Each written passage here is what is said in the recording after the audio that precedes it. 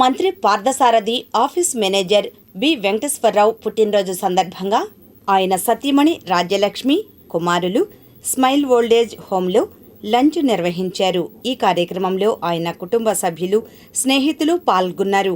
అనంతరం వారు మాట్లాడారు.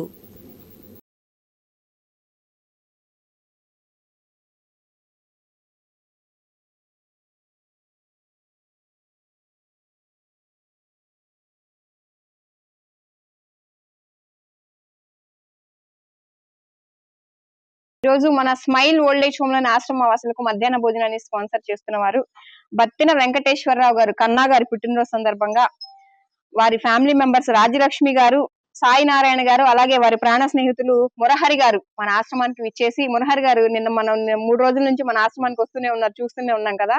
మురహరి గారు గాని కన్నా గారు గాని ఎప్పటి నుంచో ఫ్రెండ్స్ అంట. ఇలాంటి సేవా కార్యక్రమాలు వారు ఇప్పుడు కూడా చెప్తున్నారు, మేము ఏదైనా పార్టీకి వెళ్ళినా అయ్యే ఖర్చమ్మ ఇలా మంచి పనులు చేస్తూ ఉంటామని.